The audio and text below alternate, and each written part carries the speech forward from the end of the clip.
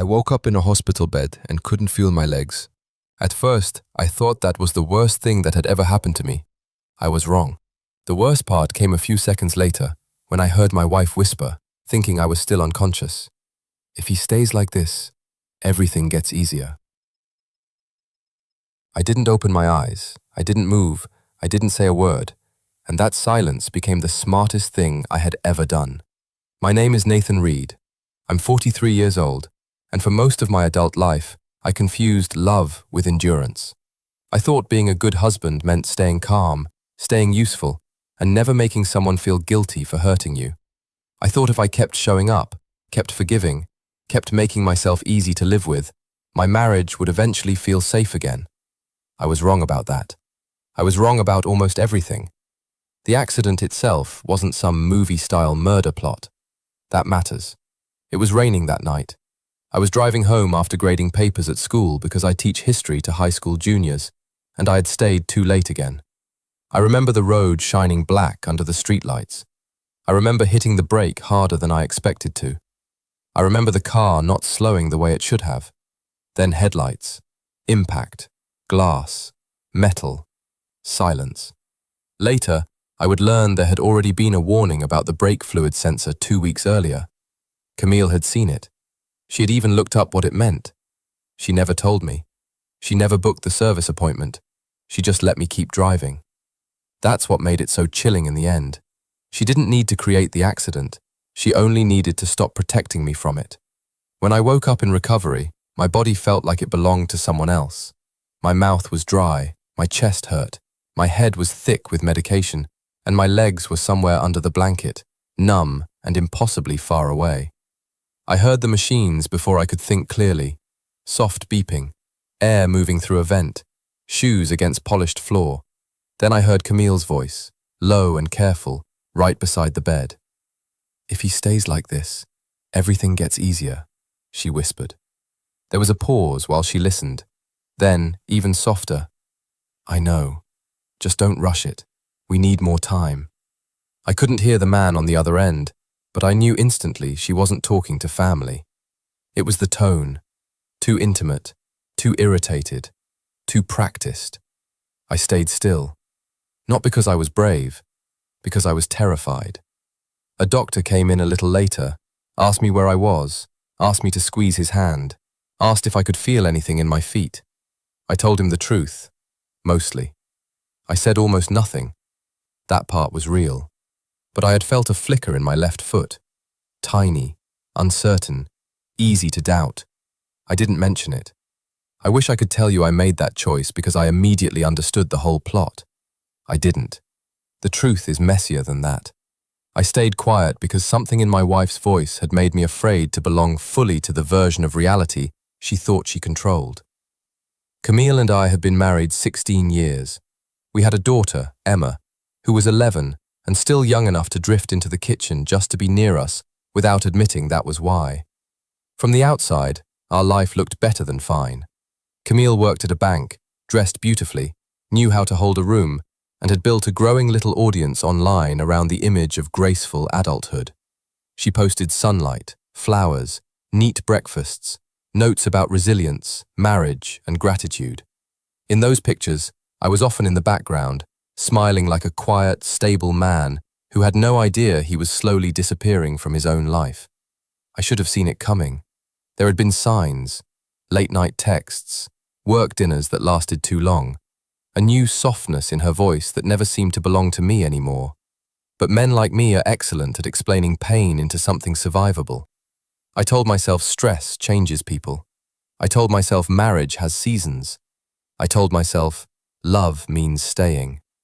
The first 3 days in the hospital were a blur of medication, observation, and performance. Camille played the role of devoted wife almost flawlessly. She thanked nurses with trembling hands. She updated family in a tired, fragile voice. She posted a black and white photo of my hand on the blanket with the caption, "Life can change in a second. Hold your loved ones close." Strangers called her strong. I stared at the ceiling and felt something in me going cold. Then I met Dr. Evan Kessler. Anesthesiology, calm eyes, clean voice, good posture. The kind of man people trust quickly because nothing about him seems messy. He introduced himself during rounds on the second day and asked how my pain was. Camille looked at him for half a second too long. That was all. But 16 years of marriage teaches you the physics of a person's body. You learn the meaning of small hesitations, a glance held too long, a softness appearing at the wrong moment, a silence already full of someone else. I didn't know what they were yet, but I knew enough to stop trusting appearances.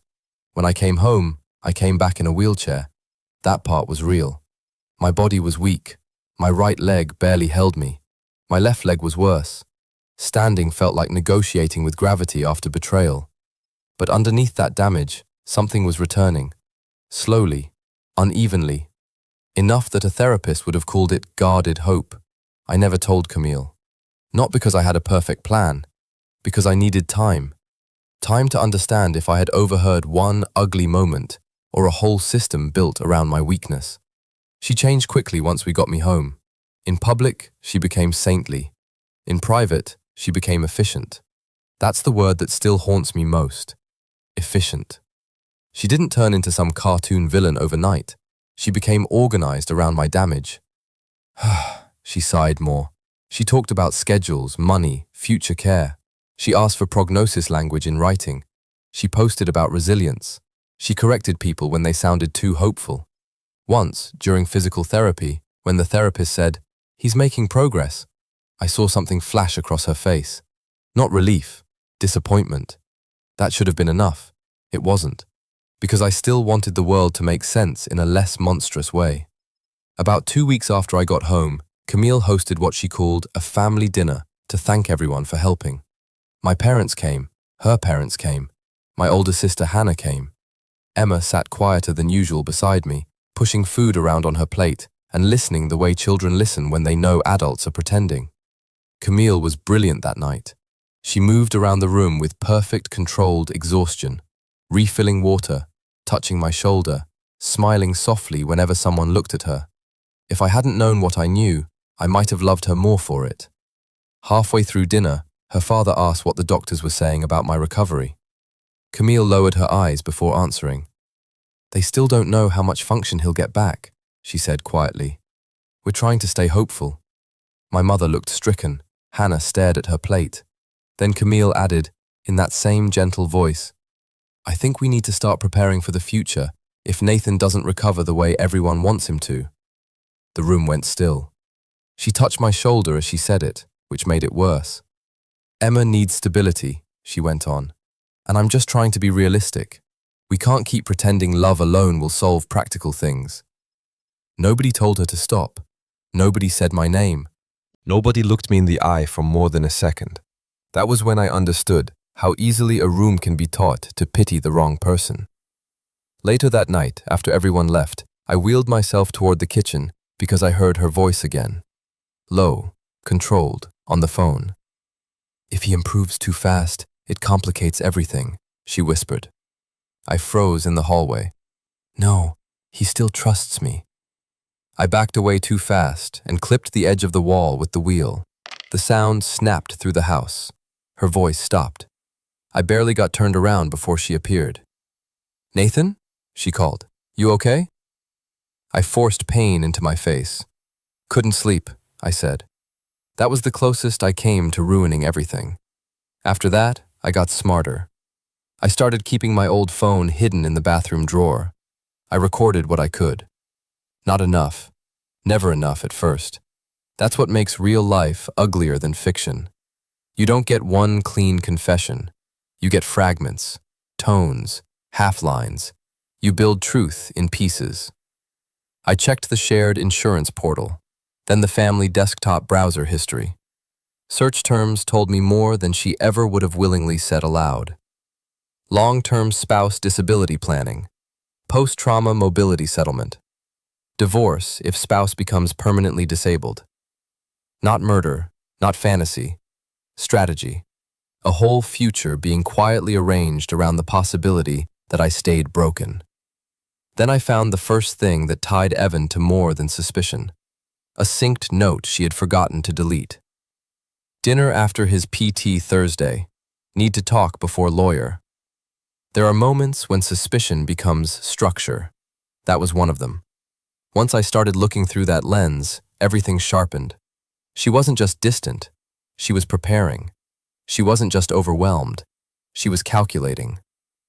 I contacted an old college friend, Marissa Cole, who had become a family law attorney.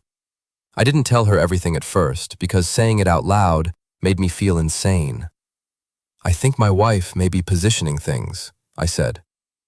Marissa was quiet for a second, then asked, "Do you think she wants out?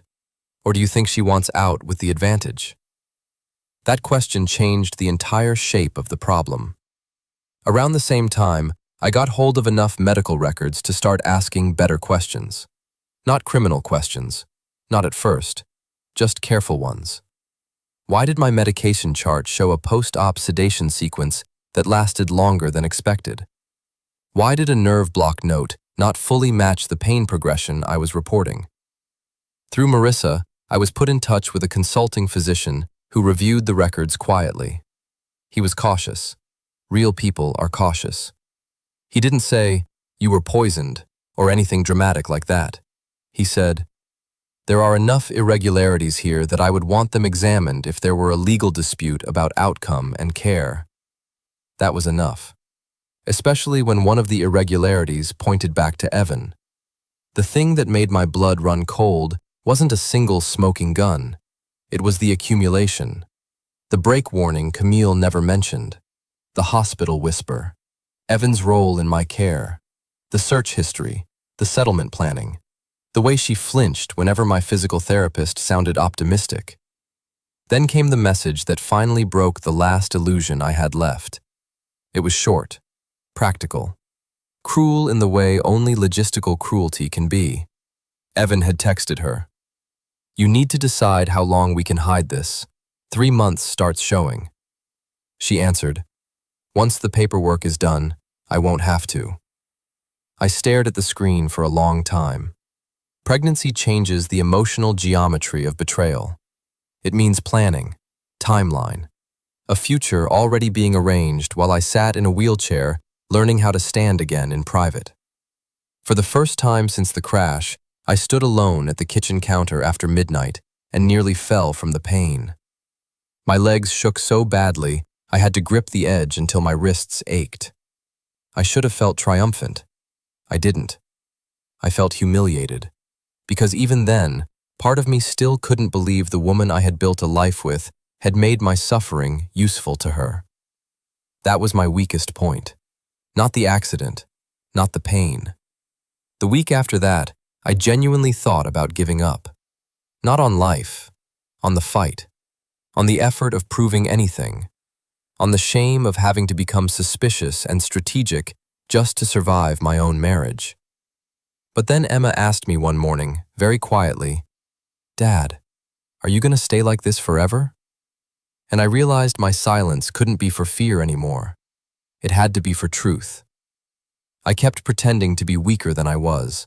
I kept listening. I kept documenting. I let Camille believe the version of me she needed was still in place. Eventually, she filed for divorce. Fast. Controlled.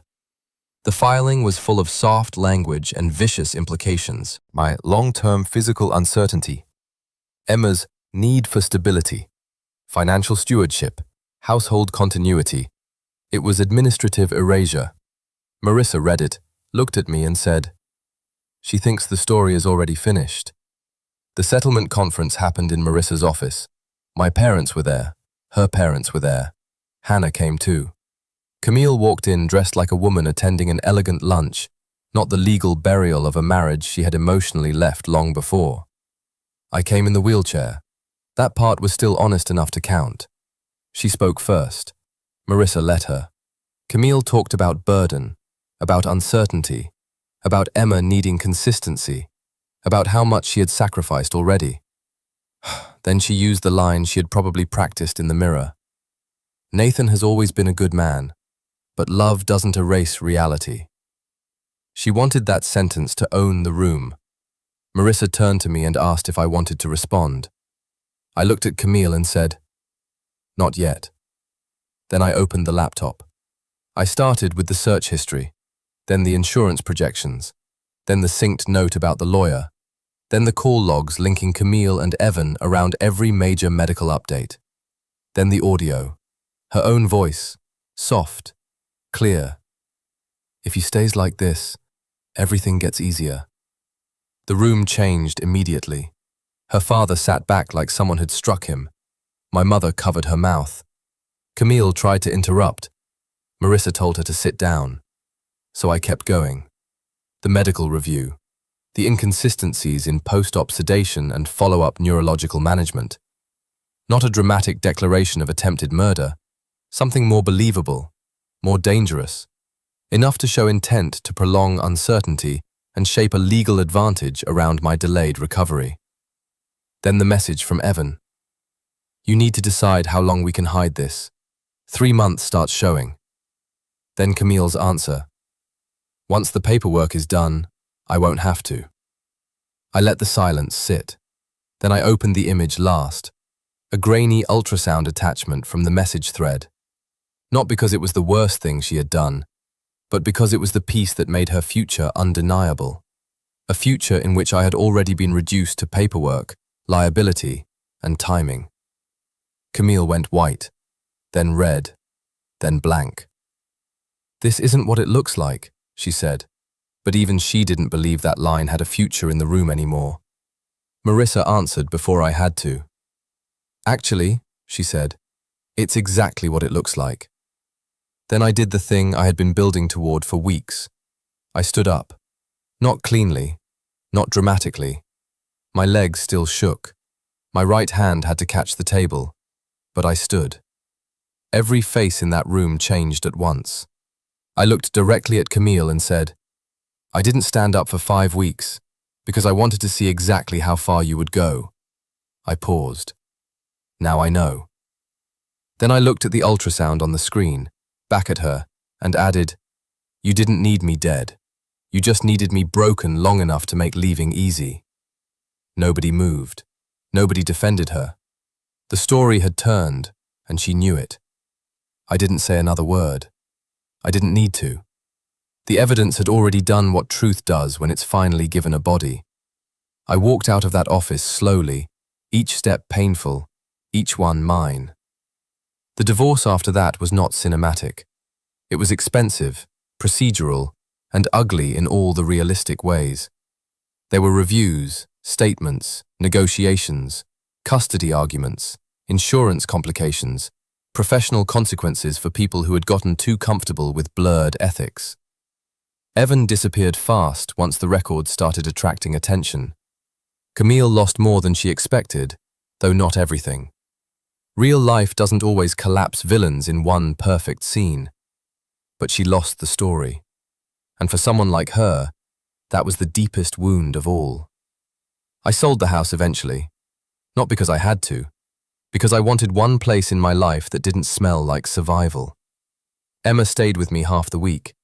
We built new routines, quiet ones, real ones. Physical therapy continued, so did anger, so did grief. Healing turned out to be less noble than people imagine. It was repetitive, boring, painful, private. It was learning not to confuse the absence of conflict with the presence of love. Looking back, I don't think the accident destroyed my life. I think it interrupted the lie I had built my marriage around. I kept calling my silence maturity. I kept calling my usefulness love. I kept saying yes to everything and acting shocked when the people around me treated me like a function instead of a person. This wasn't revenge on Camille. It wasn't revenge on Evan either. This was my quiet revenge on the man I used to be. The man who thought love meant disappearing a little more each year and calling that devotion. I should have seen it coming. I didn't. But I see clearly now. The crash didn't take my legs.